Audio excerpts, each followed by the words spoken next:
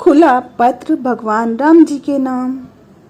मर्यादा पुरुषोत्तम राम जी, क्या आपके पास इतनी भी शक्ति नहीं कि आप अपना वर्चस्व बचा पाए? क्या आप इतने भी काबिल नहीं कि देश दुनिया के शीर्ष नेताओं को अपने घुटनों के बल चलने पर मजबूर कर पाए?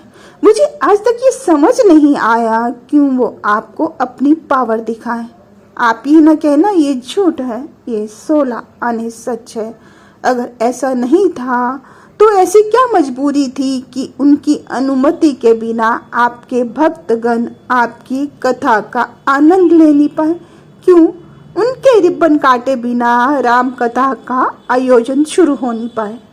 कहीं ऐसा तो नहीं कि आपने देश के राष्ट्रपति को अपने यहाँ इसलिए बुलाया ताकि आप अपनी बेबसी और लाचारी उनको सुना पाए? दुनिया कहती है आपकी मर्जी के बिना पत्ता भी हिल नहीं पाए। अगर वाकई ऐसा है तो क्यों नहीं आप नेताओं अभिनेताओं को सद्बुद्धि दे पाए? क्या नेताओं का काम रिबन काटना है? क्या उनको इसी बात की तनख्वाह दी जाती है? क्या देश में रिबन काटने से ज्यादा जरूरी कोई काम नहीं? राम जी, अगर आप सच में ईश्वर हैं तो क्यों नहीं मुझे आपके दर्शन हो पाए?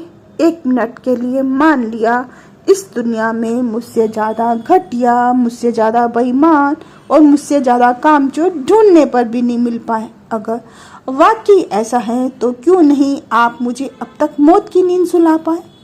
अगर मेरी मौत से दुनिया सुकून और चैन से रह सकती है तो फिर क्यों आप मेरे प्राण लेने में देर लगाएं?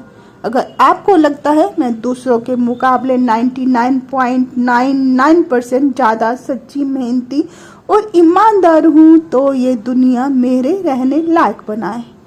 देश दुनिया के बेईमान नेताओं अभिनेताओं को मेरी उम्मीद से ज़्यादा सख्त सजा देकर आप ईश्वर होने का फर्ज निभाएं।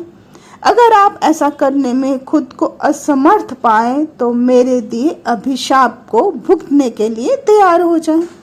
पहले तो सिर्फ 14 साल का वनवास भोगा था, अब कम से कम 14 जन्म नारकीय जीवन भोगने के लिए इस धरती पर आए और यही नेता आपको अपनी औकात दिखाएं। अगर आप चाहते हो ऐसा ना हो तो जल्द से जल्द इस दुनिया को स्वर्ग से सुंदर बनाएं या फिर जल्द से जल्द मुझे अपने पास बुलाएं। मुझे नहीं रहना है ऐसी दुनिया में जहां इंसान ही इंसान का शोषण करके खुद को खुदा बताए। अपने सुख की खातिर वो दूसरों की लाश के ऊपर से गुजरने में देर नहीं लगाए। आप आदमी की रिटायरमेंट की उम्र 60 साल और नेता 80-90 साल की उम्र में भी सत्ता सुख चाहे।